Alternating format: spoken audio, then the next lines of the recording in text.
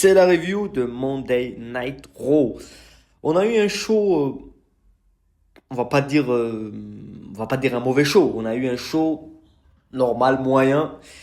Et principalement, je vais parler de trois choses. Premièrement, on va parler d'Obafemi, qui a encore une fois ouvert un Open Challenge et ça démontre un petit peu on va dire ce manque d'idées de la WWE qui ne pense plus, qui n'invente plus. On va parler de Seth Rollins et de Bron Breakker et bien évidemment on va parler de la Bloodline. Puisque encore une fois c'est la Bloodline, encore une fois c'est la Bloodline au main event de Monday Night Raw, comme c'était le main event de SmackDown. Donc ça devient assez chiant à un certain moment. Et je le dis, je le répète, les fans de Roman Reigns peut-être s'y reconnaîtront, mais Roman Reigns ne va pas sauver la WWE et ne va pas sauver ce show et ce manque d'idées parce que justement il fait partie de ces symptômes de ce manque d'idées puisque il y a que la Bloodline comme idée, comme storyline. La WWE n'a pas pu se réinventer. Après tout, on va attendre Backlash et pour parler de tout ça et voir où ça va mener parce que là actuellement je ne sais pas où ils veulent aller avec cette histoire de la Bloodline, avec cette histoire entre Jacob Fatu et Roman Reigns. Donc bien évidemment n'oubliez pas de lâcher un pouce, de vous abonner à la chaîne, ça serait assez sympa. Donc on va commencer, je voulais commencer par Obafemi qui ouvre un Open Challenge. Sincèrement, c'est tout ce que tout ce qu'on dit, on va le répéter encore une fois, ce manque d'idées et ce manque d'ingéniosité que faisait la force de la WWE à une certaine époque. Là, Obafemi vient.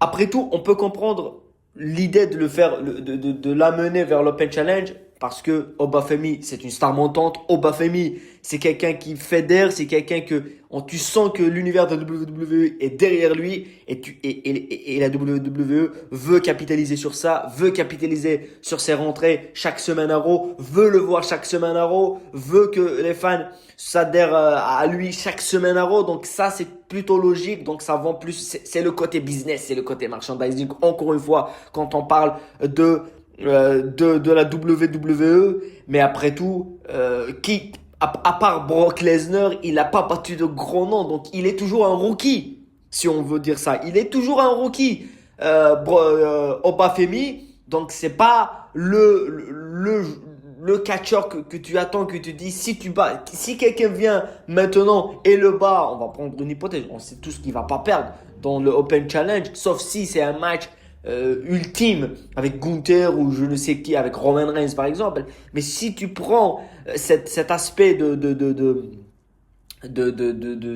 chance et d'opportunité avec l'Open Challenge, est-ce que Obafemi vraiment c'est la superstar, c'est le catcheur ultime? Non, il n'est pas encore à ce niveau-là. Il n'est pas Roman Reigns, il n'est pas CM Punk, il n'est pas Cody Rhodes. Donc oui, c'est le deuxième palier avec Bron Breakker. On va peut-être faire une vidéo en comparative avec Bron Breakker, mais je pense que la WWE ne sait pas quoi faire avec Obafemi, ne sait pas faire. Je ne sais pas, est-ce qu'ils sont dans l'aspect de c'est beaucoup trop tôt pour lui donner un titre de championnat? Oui, moi je pense qu'il faut mériter ce titre de championnat, gagner le King of the Ring peut-être, gagner le Money in the Bank peut-être, gagner quelque chose c'est devenu très réducteur à la WWE que n'importe qui, pour n'importe quelle raison, ait une opportunité pour gagner un titre, alors que les opportunités, ça se mérite. Donc voilà, on est dans l'ère de l'Open Challenge. Après, je ne suis pas contre. Je ne suis pas contre voir Obafemi chaque semaine à Monday Night Raw. Mais pour moi, ça va tuer un petit peu de ce qui faisait sa magie et de ce qui fait qu'on attend et quand il vient le rouleur, la montagne qui ne peut pas être escaladée. Donc voilà, mais la WWE ne peut rien faire d'autre que ceci. Donc on va attendre chaque semaine et voir ce que va donner cette rivalité Enfin, cette histoire, c'est pas même pas une rivalité, c'est cette histoire avec Oba Femi. Seth Rollins avec Braun Breaker. Seth Rollins qui rentre sur le ring, qui vient sur le ring et qui appelle Braun Breaker pour qu'il le rejoigne.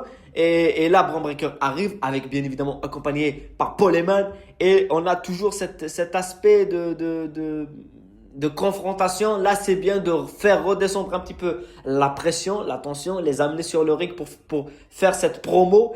Et moi, ce qui m'impressionne, c'est que Braun Breaker est vraiment très bon au micro. Il a tout. Il a tout pour devenir vraiment l'image de la WWE, même si voilà, il y a des gens qui vont préférer Oba Femi et d'autres qui vont préférer Braun Breaker. Moi, je pense que c'est deux styles complètement différents dans l'aspect déjà athlétique. Mais au-delà de ça, moi, je trouve que Braun Breaker est un peu plus complet qu'Oba Femi. Et c'est tout à fait logique. Il est plus ancien dans le roster de la WWE que celui que Oba Femi qui vient tout juste d'arriver.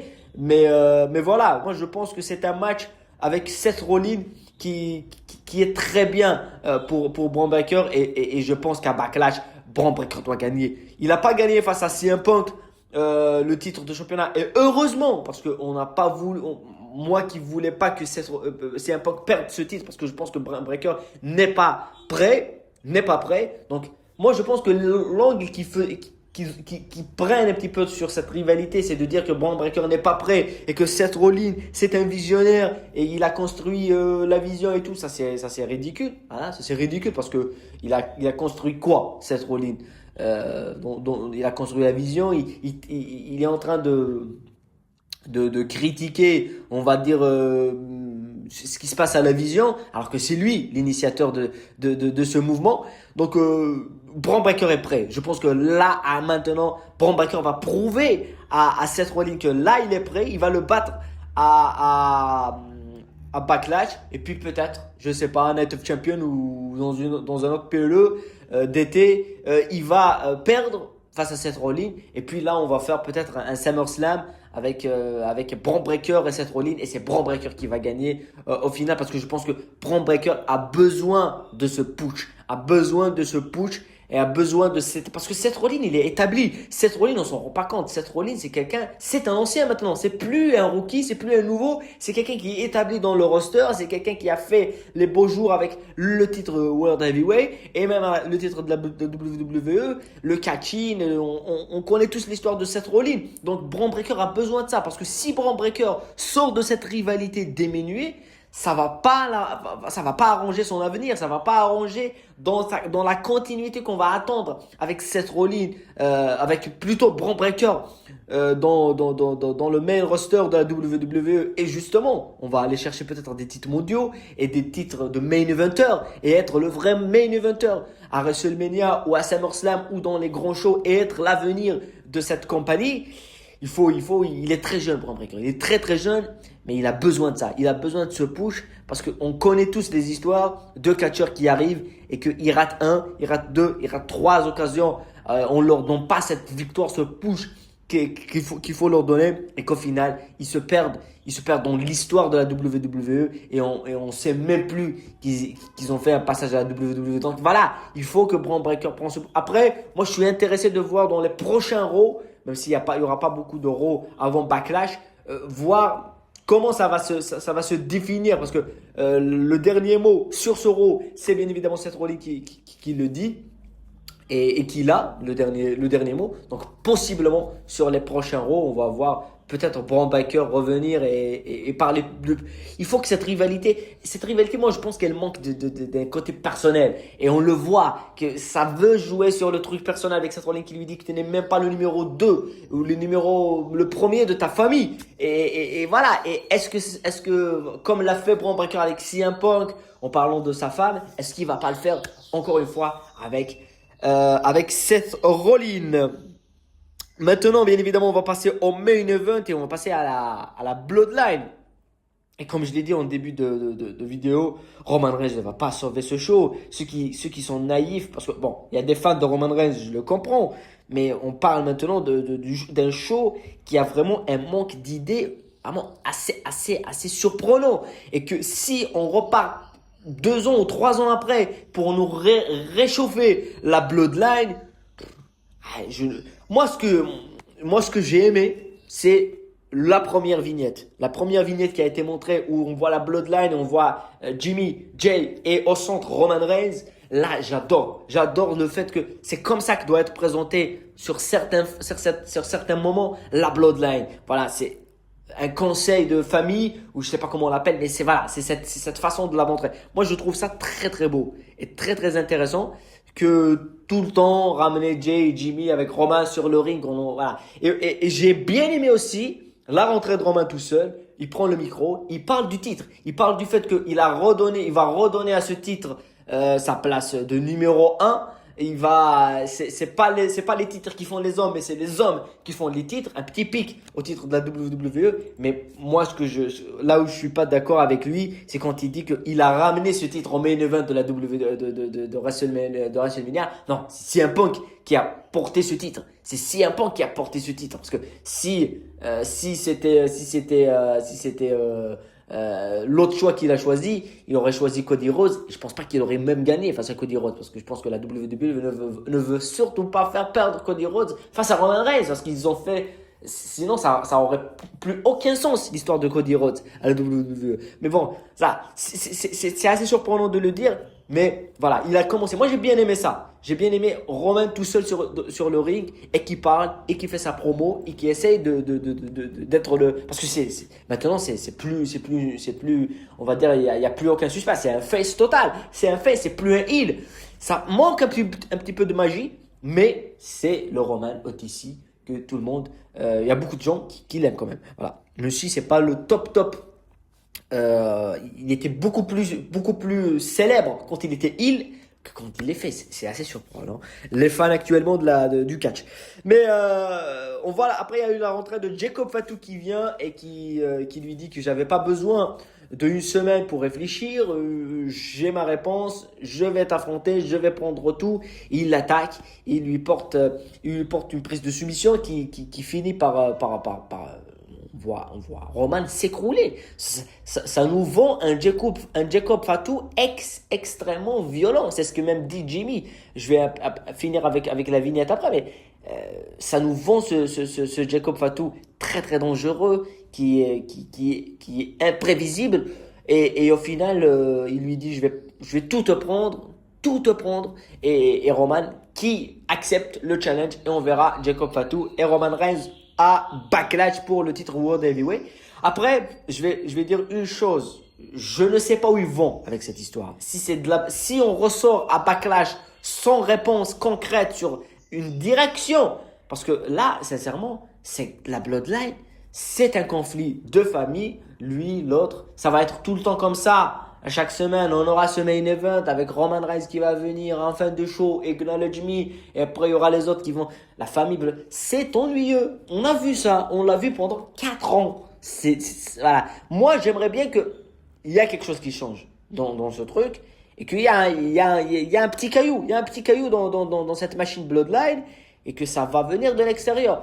Ça nous tease. LA Knight, mais LA Knight, ça fait extrêmement longtemps qu'on nous tease LA Knight, mais on s'en fout aussi d'LA Knight, parce que j'adore LA Knight, mais on a déjà eu LA Knight Bloodline.